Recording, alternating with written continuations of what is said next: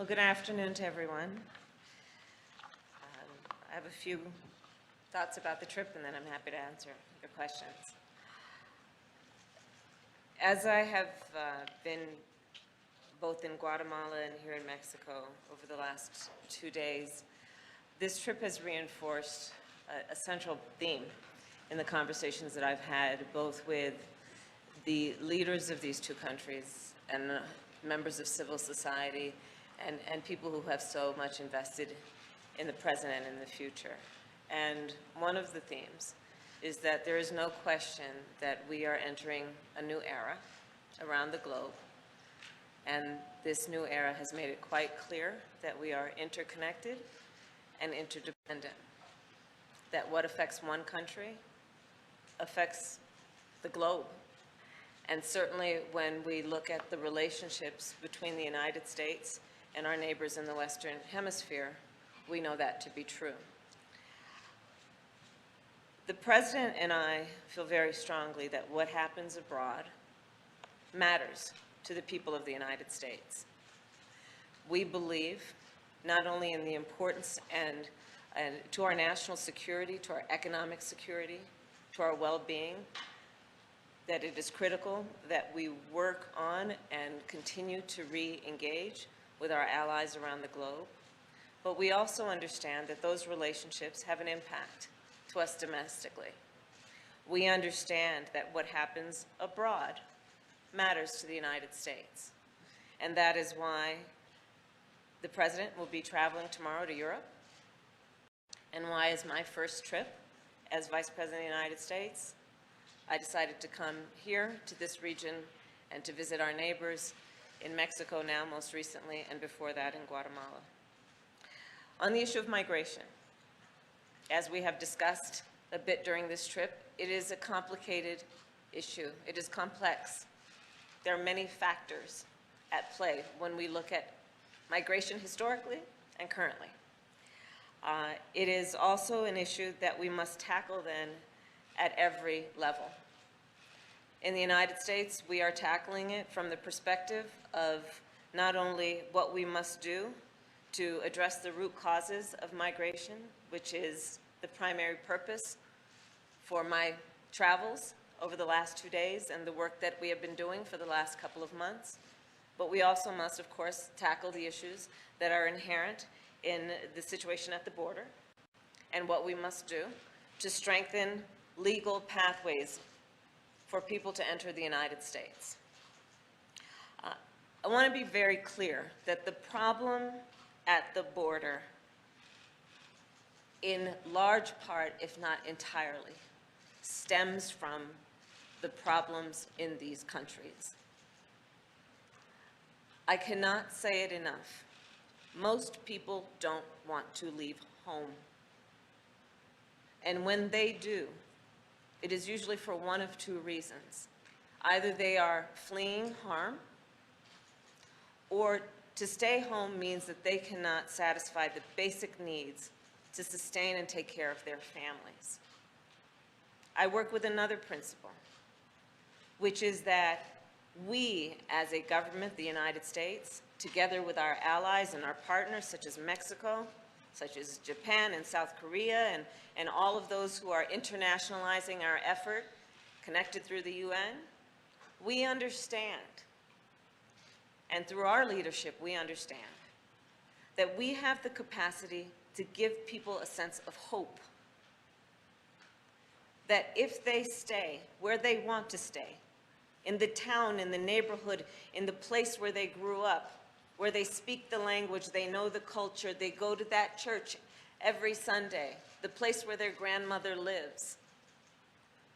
We know that if we give them a sense of hope that help is on the way, that they will follow their first preference, which is to stay at home. During the course of this trip, I have met people from all walks of life. I've met, of course, with President Giammattei. I met with President López Obrador. I also met with members of civil society. I met with youth. I met with members of labor. I met with farmers. I met with young people who are creating things that are only imaginable in fiction, but they're making it a reality. And what I know to be clear is that if we are to address the issues that impact the southern border of the United States, and I've had a conversation with President Lopez Obrador about also the southern border of Mexico, we have to have the ability to address the root causes of why people leave. And we have to understand if it is a priority to us to be concerned about what is happening at our border, then it must be a priority for us to understand why people leave. And the reality is that most people, when they leave, they don't want to leave, and most want to go back. So that is the spirit with which we approach these issues. I also believe that if you want to fix a problem, you have to go to where the problem exists. If you want to address the needs of a people, you must meet those people. You must spend time with those people. Because the only way we can actually fix the problem is to understand the problem. And that is another reason for this trip over the last couple of days, and for the work that we have been doing for the last couple of months, to meet with people who range from CEOs in some of the largest corporations of the United States about what they can do to participate in a public-private partnership to create economic resources and possibilities for people in this region. Over the last couple of months, we have convened some of the largest philanthropic organizations in the United States who are all international in their footprint to see how they can extend the work they do in partnership with the United States government and the other friends we are bringing to the table. Over the last couple of months, we have brought together civil society leaders, both in the United States and those of Guatemala. And I was privileged to be able to meet with them after our first meeting that was virtual, in person yesterday. The work we are doing includes reaching out through our UN ambassador, Linda Thomas-Greenfield, to the United Nations, to solicit support and contributions from our friends around the globe, to renew their focus on this region of the country, understanding the needs that exist here, but also the capacity. What has become clear to me during the course of this meeting and this trip is something I already knew, but has been reinforced, which we all understand. People have pride in the place they're from. People have pride in the place they're from. And so when we're talking about the work that we are doing, we must approach it with an understanding of the capacity of people, and not just their needs, understanding that they have pride associated with where they are from for good reason, based on the history of those places, based on the culture of those places, based on the contributions that those places have made for thousands of years. So this is the work that we have been doing. I'm proud to report that the agreements that we have reached, again, are the result of all of the work leading up to this week, and they are very tangible and very specific. Do I declare this trip a success? Yes, I do. It is success in terms of a pathway that is about progress. We have been successful in making progress. So as it relates to Guatemala, out of that trip we came with agreements to establish an anti-corruption task force. This was probably one of the dominant themes of my conversations with the variety of people we met with in Guatemala, including concerns about those who are in exile from Guatemala in the United States, who I've also met with and convened.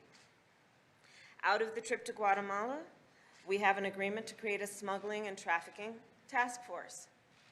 Again, one of the issues, not only there, but here in Mexico, and an issue I've worked on for a very long time in my career before I even reached the Senate, much less became vice president. The need to address the fact that there are some of our most vulnerable populations that are susceptible to abuse and susceptible to fraud and more horrible things as a result of the smuggling that we have been seeing. From Guatemala, we came out of that with an agreement to create a young women's empowerment initiative and dedicating $40 million to that initiative. Why? I knew it before, and it is not unique to this region. It is an issue in the United States as well. We need to do more as a globe, and those of us who have resources need to do much more to invest in girls and women around the world.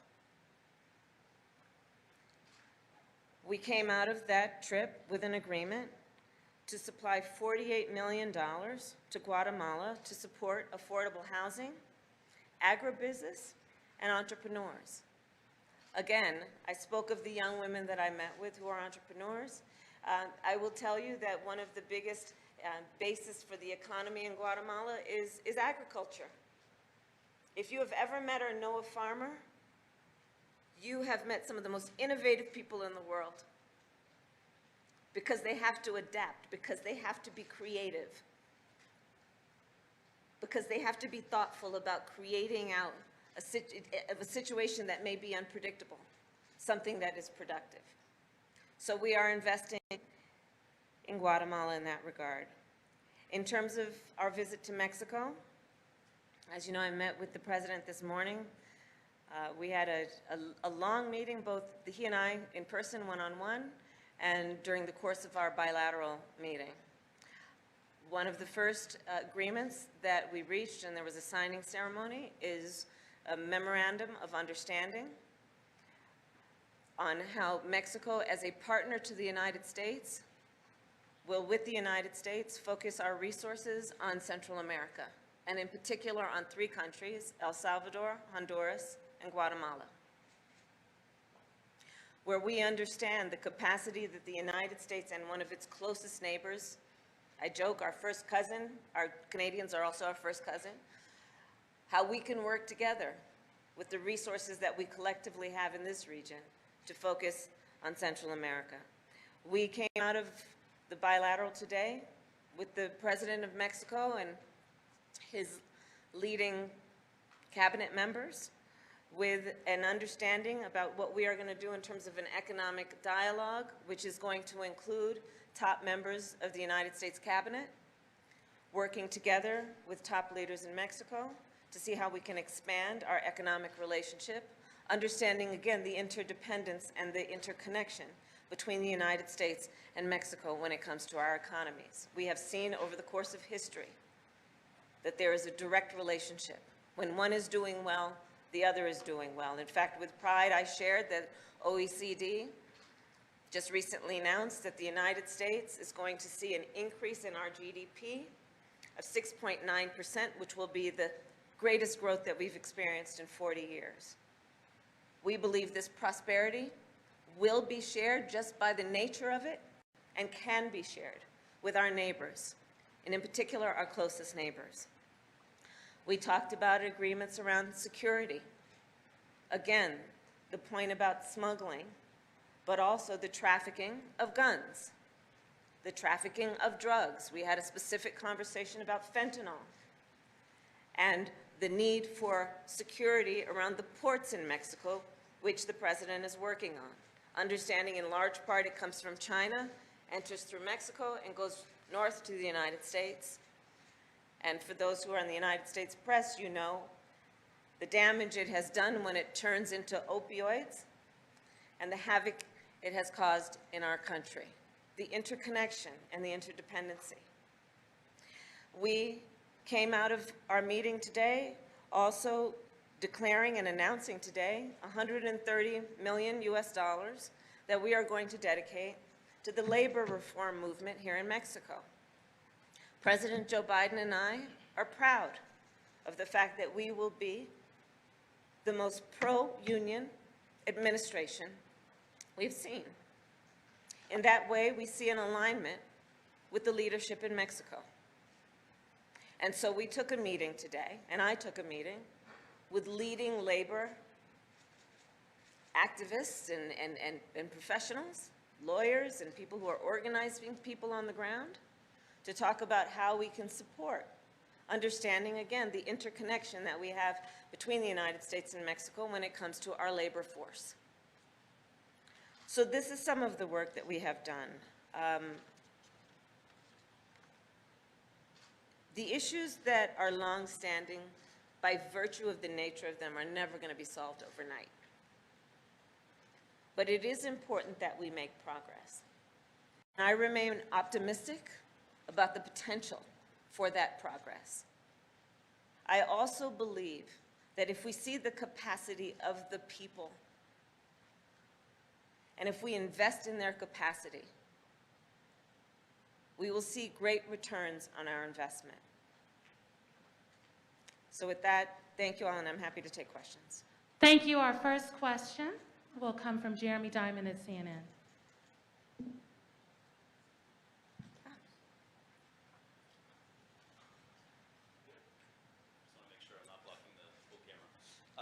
Madam Vice President, thank you so much.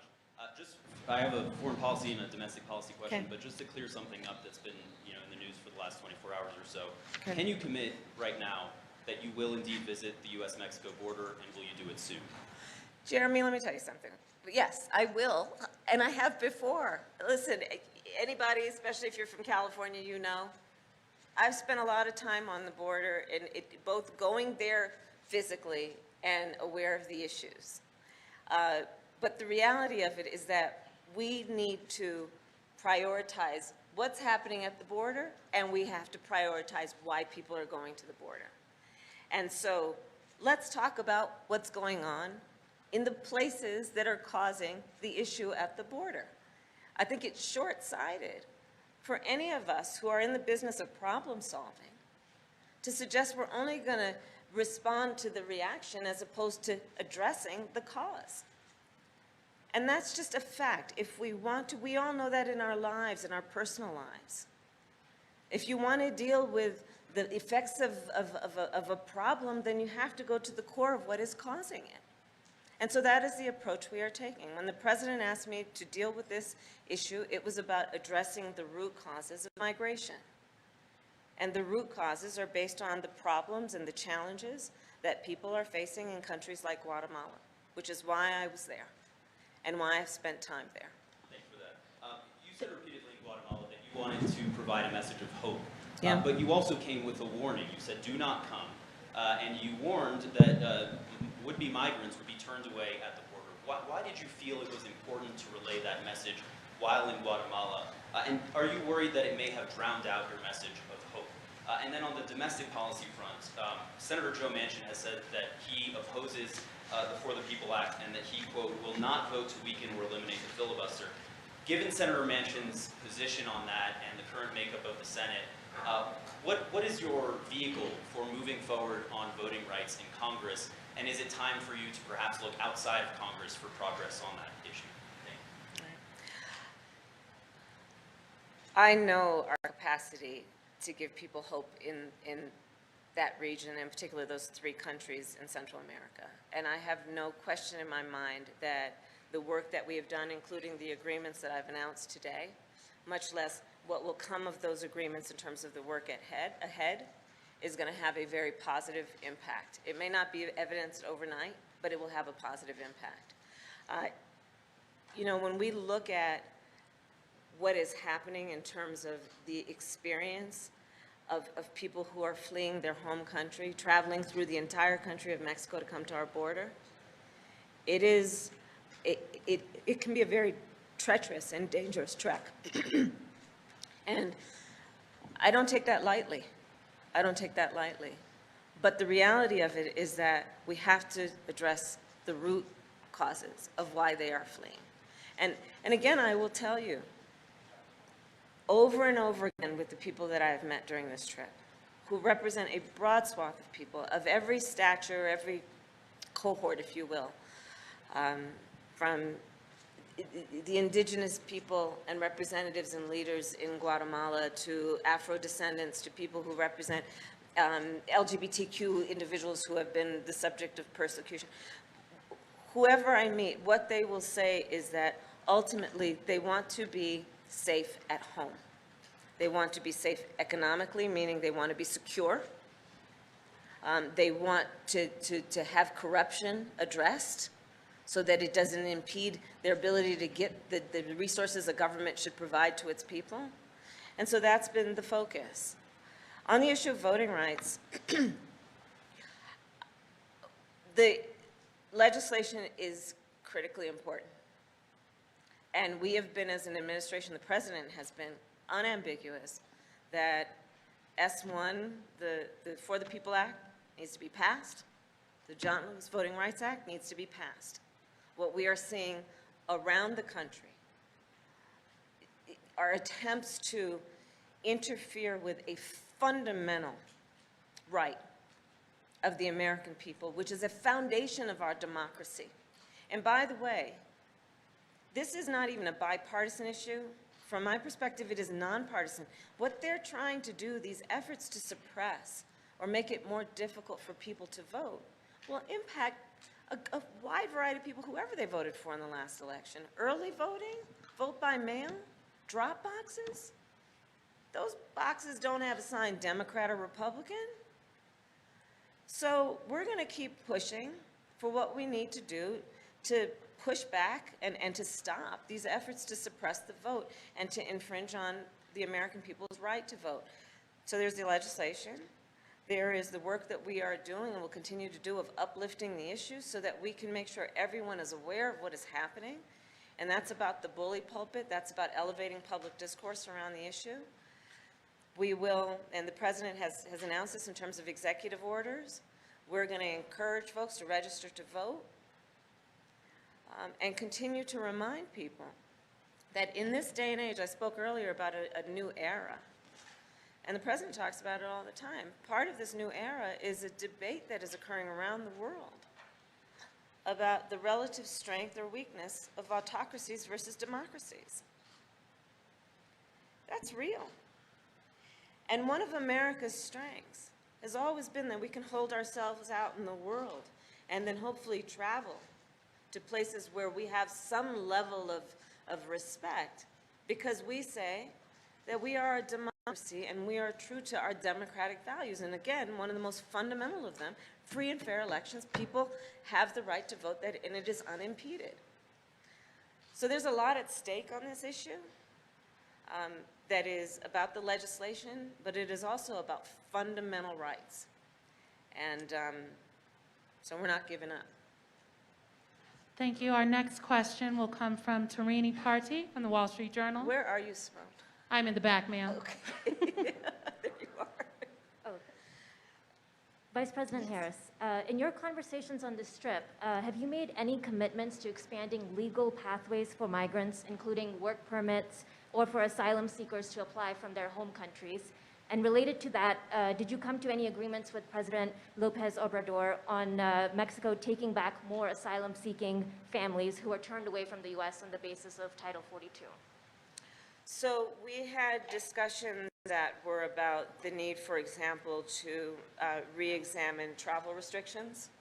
And there was an announcement after my meeting with President Lopez Obrador that you may be aware of, where we are setting up a working group to actually address that and figure out how we can move forward in that regard.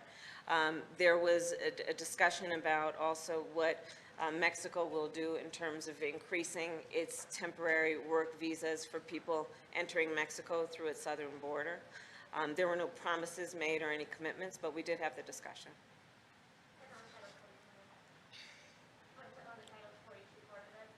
We did not discuss Title 42. Thank you. Our next question will come from Maria Fernanda at Univision.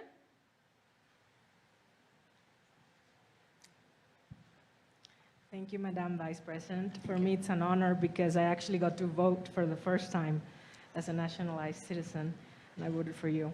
So my question is, what would you say to these women, those mothers and also women of color on both sides of the border, farmers, many of them who I see every day, as a message of hope, Yeah. but also as what will you do for them in the next coming years? That's a great question, and thank you. It was actually the subject of both days and a priority for me to convene women leaders to talk about exactly this issue. And again, this is not unique to any one region. We can look around the world and see that there is still so much work to be done to fight for the equality of women, to fight against the disparities that exist in every sector, be it education or the economy. And to your point, to give people hope in the process of doing that. What we saw in Guatemala, for example, where and it actually was a theme, that is in the United States, in Guatemala and here, access to capital. Big issue. Are women given equal access to capital, to the financial resources they need to invest in their own entrepreneurship in a way that they can achieve economic health and success? It's an issue that we have discussed in the United States. In fact, I'm working on this as it relates to our CDFIs, our community banks. But it is an issue here as well. So the work that we are doing in terms of our young women empowerment, which, young women of every age in Guatemala, is about a number of things, including looking at the issue of access to capital. The conversations that I had there included that women, if they don't have collateral, were not given a loan, but because of certain customs and the way things work out, they may not have title to the collateral that otherwise would be the basis of the loan. There were discussions about the interest rates that are being charged. Here we talked, just in this room, with women entrepreneurs about a very similar issue and what we can do to also use technology to get direct relationships with these women and connect them with financing institutions. This is some of the work that I've been doing in convening the CEOs in the US, including folks like MasterCard and Microsoft, who are interested in growing the capacity in terms of their digital health of these women so that we can do online banking. It's called fintech, right? Financial in technology. I will also say that in my experience, having done this work for many years, there's a direct connection between that and what we see in terms of violence against women. So it is a fact that a woman will endure almost any abuse if it means making sure her children are fed and there's a roof over their head. And one of the best ways we can ensure that women have power and agency in those situations is to make sure they have economic independence, so they can make the choices about where they are and they don't have to accept a false choice of either feeding their children or enduring abuse. And so when we look around the world, we know that that is true and that these issues are connected. And so let's see the interconnection, because part of the focus for us in this region is about violence. We talk about safety and security. Well, when we do that, let's also always remember the violence against women and children, and usually disproportionately so. And so there are many avenues through which we can address that, and economic empowerment is one of them. So thank you for that question. Our next question will come from Monica Alba at NBC. Madam Vice President, yesterday you said you didn't want to focus on grand gestures as it related to potentially visiting the U.S.-Mexico border, and today, just now, you've stated more definitively that you will be going. So can you help us understand how this trip in particular to Guatemala and Mexico helped shift your thinking on that position in particular? And now that you've seen the root causes of migration and where that journey begins for many, how soon will you go to see where it ends for many of them as well? The issue of root causes is not going to be solved in one trip that took 2 days. This is an issue that is long-standing, is in many cases generational.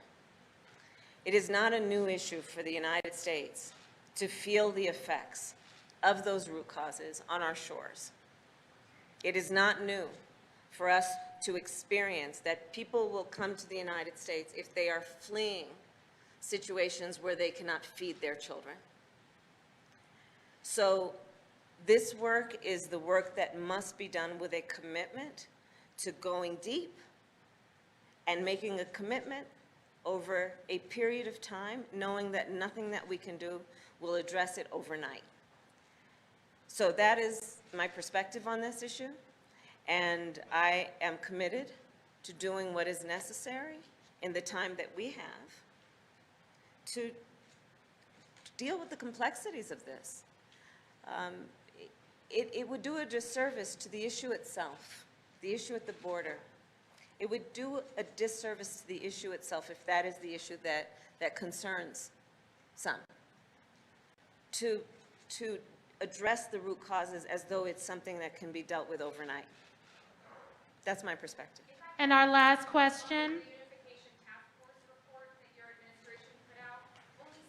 I'm sorry, on the what? On the reunification task force report that the Biden administration put out, only 7 children separated by the Trump administration have been reunited with their families so far. 2,100 still are waiting. So I want to know if that came up in your conversations here, and if it's your sense that hundreds of these may never be reunited at this point, and will your administration potentially support those separated families to pursue a path to U.S. citizenship? I believe that was a cruel policy to separate children from their parents, and many of them very young children. And the president feels the same way, and we as an administration have made it a high priority to reunify those children with their parents. And the way that policy was carried out, when it was carried out, and now we're coming in after it happened, is we've got to locate people. We've got to find people, literally find people. And we cannot give up on that. And it's going to take a lot of work, but that work is worth it. And we'll continue to do it. We'll continue to do it. So. And our last question will come from Tamara Keith at NPR. Oh, yeah, we'll hold it. I'll take the mask off. Hi. So many logistics. I wanted to ask you a little bit more about voting rights, because that is in your portfolio, and there's been a lot of news on it while you've been away. Yes. First, Senator Manchin saying it has to be bipartisan. Senator McConnell saying he won't support the John Lewis Voting Rights Act. So how do you move this forward? And also, you mentioned the bully pulpit. Yeah. How are you going to use your bully pulpit on this particular issue? So, voting rights. Again, one of the most important pillars of a democracy, which is that a democracy is truly a democracy if all the people have the ability to participate. A democracy is its strongest when all the people have an opportunity to participate and access, in this case, to the polls. We are weaker as a democracy when we impede, interfere with, or suppress that right to vote. So it's important that we understand what's at play right now. And these laws that are being passed are so transparently going to have the effect of impeding, suppressing, and making it more difficult for people to vote. So we're not going to give up talking about what the fix looks like. And the fix includes passing legislation at the federal level to have an ability to reinforce and to reinstate the strength of the Voting Rights Act. That's the John Lewis Voting Rights Act. It is to also put in place the rules and the laws that we were talking about as part of S1. The bully pulpit is going to be important. We have a representative democracy, and I have to believe And I still retain faith that when the people are aware of what is in their best interest, they will vote accordingly, and when the people are aware of what's not in their best interest, they will hold their elected officials accountable. So using the bully pulpit in a way that helps people see what is happening in the midst of all of the priorities people have every day is going to be challenging, but it's going to be critically important. The power to convene. You know, there are folks who have been working on this for a long time. So yes, I most recently have taken a role of leadership for my administration, but I am acutely aware of the people who have been fighting this fight, you know, for generations, much less those who are current leaders and have been doing it for many years. So it's going to be about reinforcing the work that they have done, listening to them about what they believe is most effective in addressing the issue.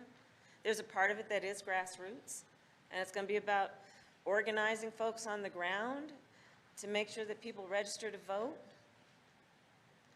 We're going to have to be clear-eyed that if these laws continue to be passed, the fact is it's going to be more difficult for people to vote. And so we're going to have to try and, you know, let people know, hey, you may not have that drop box that you used last election may not be there. There may not be any within any distance that you can travel. So these are the other options you have. All of those things are on the table. We have to. I mean, honestly, the bottom line on this is that if we don't stand up for our democracy, I mean, what do we have left worth fighting for? Seriously. If we're looking at an era and an age where the threats to democratic values and principles are real, where people are saying democracy can't work, that it's not efficient, that it's not effective, I think most Americans, you know, when we raise our hand and place hand on chest and pledge allegiance, when we talk about patriotism, when we talk about pride, when we talk about the ideals, most of which we have yet to achieve but fight for, we understand that the fundamental right to vote is one of the highest ideals and measures of who we say we are. So let's be who we say we are. How about that? Thank you, everyone. Madam Vice President, Thank you, everyone. last year that criticized Title 42 and said that it was